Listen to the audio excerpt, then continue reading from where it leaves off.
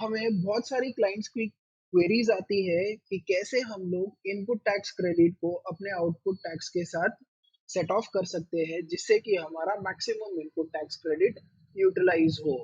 यहाँ तक कि ऐसी ऐसी भी क्वेरीज आती है जहाँ पे क्लाइंट्स हमसे पूछते हैं कि सीजीएसटी को हम लोग एसजीएसटी के साथ सेट ऑफ कर सकते हैं क्या, या फिर एसजीएसटी को सीजीएसटी के साथ सेट ऑफ कर सकते हैं क्या।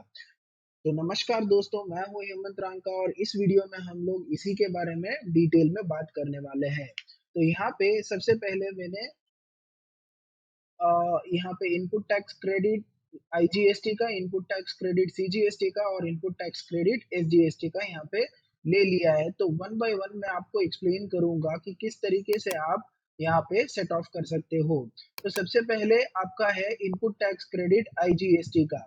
तो लॉ क्या कहता है कि जब भी आपका कोई इनपुट टैक्स क्रेडिट हो आईजीएसटी का, तो उसको सबसे पहले आपको आईजीएसटी की आउटपुट लायबिलिटी को पे करने के लिए आपको यूज करनी होगी। मतलब अगर आपकी कोई आईजीएसटी की लायबिलिटी है तो उस आईजीएसटी की लायबिलिटी को पेमेंट करने के लिए सबसे पहले आपको इनपुट आईजीएसटी को ही यूटिलाइज करना पड़ेगा।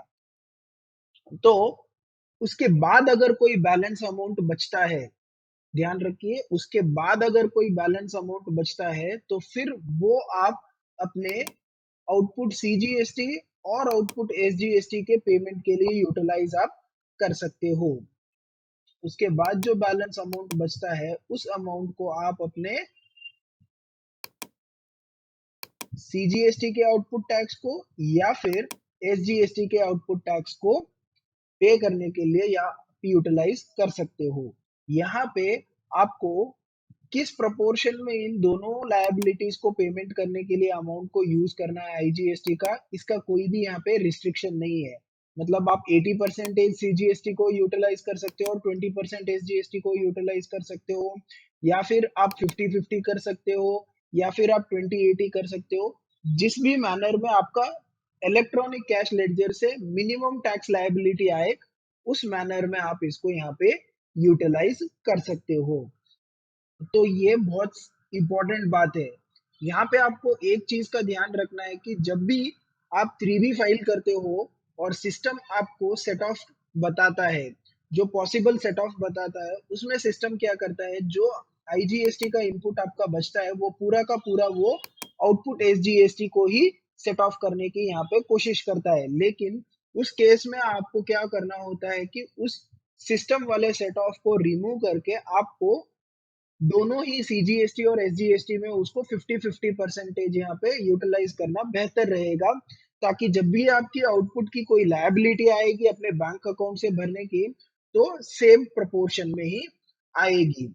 अगर आपको इसके रिलेटेड डिटेल्ड वीडियो देखना है तो मैंने नीचे डिस्क्रिप्शन में आपको वीडियो की लिंक दे दी है, जहां पे मैंने बताया है कि कैसे आप मैक्सिमम यूटिलाइज कर सकते हो अपने आईजीएसटी को, ताकि आपकी सीजी और एसजी और एसजीएसटी की लायबिलिटी अगर आए तो इक्वल आए और यहाँ पे अनइवन बैलेंस ना हो।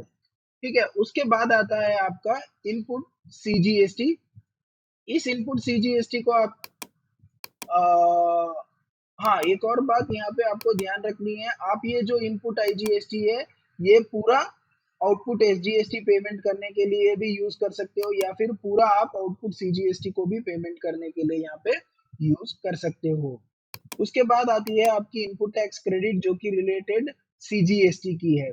यहाँ पे आप सबसे पहले इस सीजीएसटी की इनपुट टैक्स क्रेडिट को सिर्फ आप आउटपुट सीजीएसटी के साथ यूटिलाइज कर सकते हो। अगर कोई बैलेंस बचता है तो फिर आप उसको आउटपुट आईजीएसटी पेमेंट करने के लिए यहाँ पे यूटिलाइज कर सकते हो। यहाँ पे आपको एक चीज का ध्यान रखना है कि ये जो सीजीएसटी की इनपुट टैक्स क्रेडिट है ये आप अपने आउटपुट एसजीएसटी के साथ सेट ऑफ नहीं कर सकते हो। फिर से मैं बोल रहा हूँ कि आप यहाँ पे आउटपुट एसजीएसटी के साथ यहाँ पे सेट ऑफ नहीं कर सकते हो। सीजीएसटी को सिर्फ आप आईजीएसटी या फिर सीजीएसटी के ही पेमेंट के लिए ही यूटिलाइज कर सकते हो, एसजीएसटी की पेमेंट यहाँ पे करने के लिए यूटिलाइज नहीं कर सकते हो। ठीक है, उसके बाद आती है आपकी इनपुट टैक्स क्रेडिट जो कि एसजीएसटी की रिलेटेड है।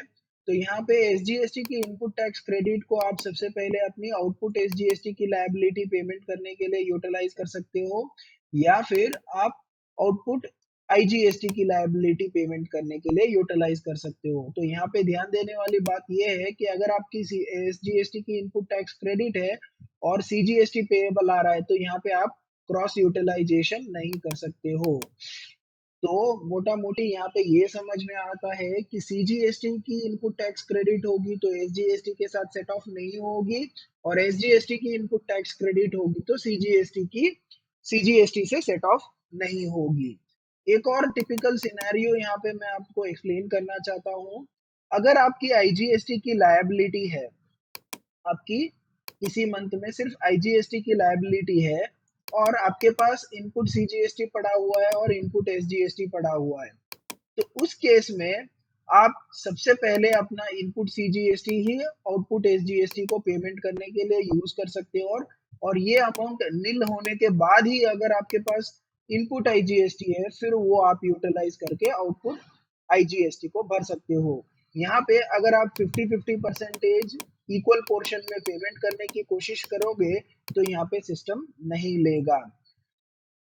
तो ये एक सिनेरियो है जिस सिनेरियो में आपकी जो इनपुट सीजीएसटी और इनपुट एसजीएसटी की जो बैलेंस है वो अनइवन हो सकती है।